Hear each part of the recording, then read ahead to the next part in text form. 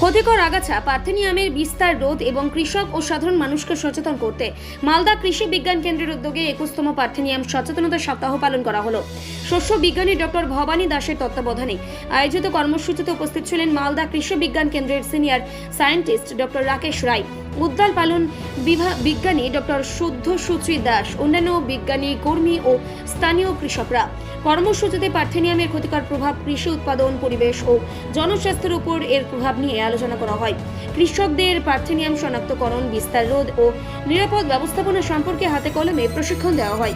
মালদা কৃষি বিজ্ঞান কেন্দ্রের শস্য বিশেষজ্ঞ ডক্টর ভবানী দাস জানান, ফুল ও বীজ ধরার আগে পার্থেনিয়াম শনাক্ত করে এই সতর্কতার সঙ্গে অপসারণ করা জরুরি। প্রয়োজন অনুযায়ী বিশেষজ্ঞদের পরামর্শ নিয়ে সম্মিলিত পদ্ধতিতে এই আগাছা নিয়ন্ত্রণের পরামর্শ দেওয়া হয়। ডক্টর রাকেশ রায় বলেন, পার্থেনিয়ামের ক্ষতিকর প্রভাব কমাতে কৃষক, ছাত্রছাত্রী ও সাধারণ মানুষের সক্রিয় অংশগ্রহণ প্রয়োজন।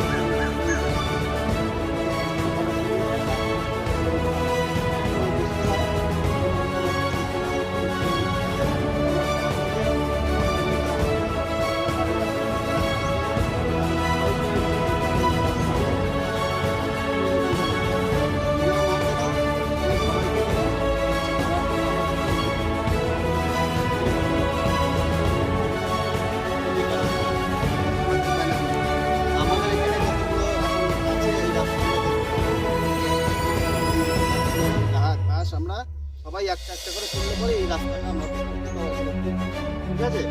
ধরুন টেক্সটটা নিয়ে গিয়ে আস্তে আস্তে আর পেছন দিকে আমরা যেগুলো পাবো তুলে ফেলি।